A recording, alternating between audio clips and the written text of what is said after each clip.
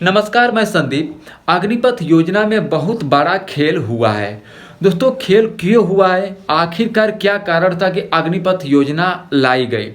तीनों सेनाओं में अग्निपथ योजना लागू होने से सेनाओं पे क्या क्या प्रभाव पड़ा है और प्रभाव के कारण ही इसको 5 वर्ष ही क्यों किया गया है, क्यों नहीं इसको बढ़ाकर 5 से 10 ईयर किया गया है।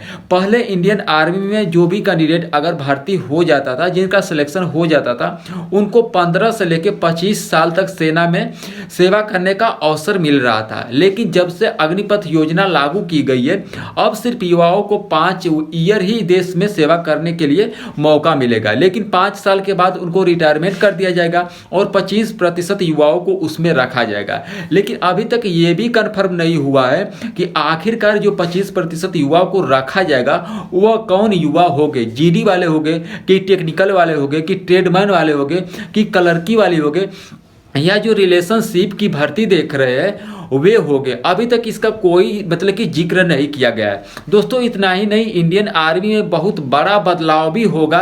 लेकिन होने के साथ ही साथ इससे पहले के मेन कारण क्या है उनको आप लोग थोड़ा जान लीजिए। जो हमारे अध्यक्ष थे सेना के नरवाड़े साहब, उन्होंने एक बुक का विमोचन किया है और विमोचन करने के साथ ही साथ ये भी बोल रहे हैं कि आप अगर इस बुक को पढ़ते हैं तो इंडियन आर्मी में सिलेक्शन आपका 100% होगा। इस पे पूरी तरह से मोहर भी लग चुकी है कि अब इसको मार्केट में फैलाया जाए और मार्केट में फैलाने के साथ ही साथ सभी युवाओं के पास में पहुंचे, ताकि सभी युवाओं को इसका अच्छा से अंदाजा भी मिल सके और जो सेना में क्वेश्चन आते हैं उसका भी सफल पूर्वक मतलब कि अटेम्प्ट कर सके। दोस्तों, लेकिन इसी बात को देखते हुए नरवाड़े के ऊपर एक बहुत बड़ा बात भी बन जा रही है कि आखिरकार नरवाड़े साहब ही इस बुक का विमोचन क्यों कर रहे हैं और कोई इससे पहले जो सेना अध्यक्ष थे अभी तक तो कोई ऐसा काम नहीं किया। लेकिन नरवाड़े साहब के मन में आखिरकार क्या चल रहा है कि इस बुक का विमोचन करने जा रहा है। ठीक है, तो चलिए सबसे पहले मैं विमोचन के बारे में आपको बता देना चाहता हूँ कि आखिरकार विमोचन करने के मेन कारण क्या है। जो अभी हाल ही में प्रेजेंट टाइम में कोचिंगें चलाई जा रही है, बहुत से कोचिंगें ऐसे हैं जो दावा के साथ बोल रही है कि अगर आप मेरे थ्रू पढ़ते हैं तो आपका सिलेक्शन 100% होगा।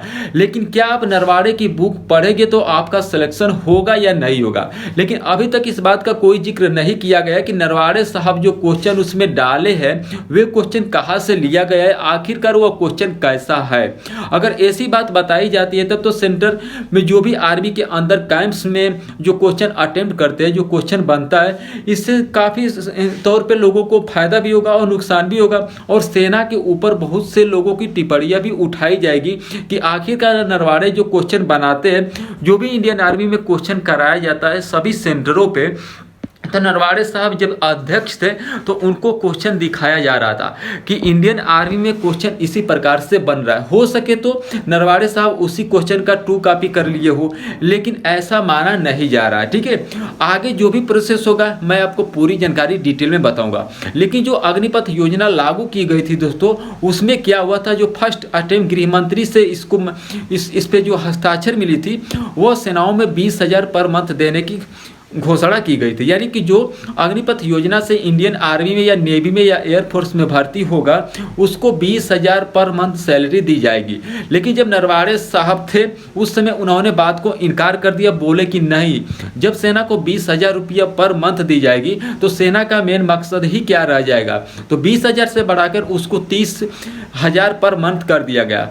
तब तो ये योजना सही कुछ समय के लिए रही थी। ठीक है, लेकिन जो वैकेंसी की प्रक्रिया है, यानी कि समथिंग 50,000 से लेकर लाख के बीच में भी आ रही है, लेकिन इसमें भी युवाओं खास तौर पे लोग हो भी रहे हैं और नहीं भी हो रहे। ठीक है, लेकिन जो अग्निपथ योजना लागू की गई है, आप ही लोग बताइएगा कि ये योजना सही है या गलत है। आने वाले फ्यूचर में ये अग्निपथ योजना लागू होने के साथ ही साथ सक्सेसफुल होगी या नहीं होगी। मेरे ऐसे दोस्त और मित्र है जो अग्निपथ योजना से रिलेटेड भर्ती की काफ़ी दिनों से तैयारी कर रहे थे, काफ़ी दिनों से मेहनत कर रहे थे, लेकिन जैसे ही अग्निपथ योजना लागू की गई थी उनका मन उदास हो गया।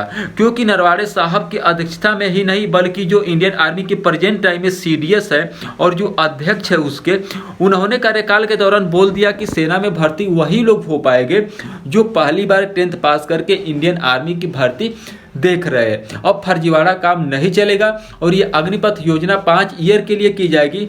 आपको रिटायरमेंट के समय 10 लाख की धनराशि दी जाएगी। उसके बाद आपको 50 से लेकर 40 के बीच में किसी अन्य संस्था में आपको दाखिला कर दिया जाएगा, जैसे कि रेलवे हो या कोई अदर पोस्ट हो या कोई गवर्नमेंटेड सरकारी कंपनी हो, उसी में आपको रखा जाएगा। लेकिन सेना में सिर्फ आपको 5 ईयर ही रखा जाएगा। ठीक है, तो दोस्तों आई होप, मैं पूरी उम्मीद करता हूं कि आप सभी को ये वीडियो अच्छी लगी तो चैनल को सब्सक्राइब करिएगा, बगल में बेल आइकन की घंटी होगी उसे भी आप लोग प्रेस करिएगा, ताकि डिफेंस से रिलेटेड जो भी नया नोटिफिकेशन आएगा, अगर आप इस चैनल के माध्यम से जुड़े रहेंगे तो ये नोटिफिकेशन आपके पास सबसे पहले पहुंचेगा।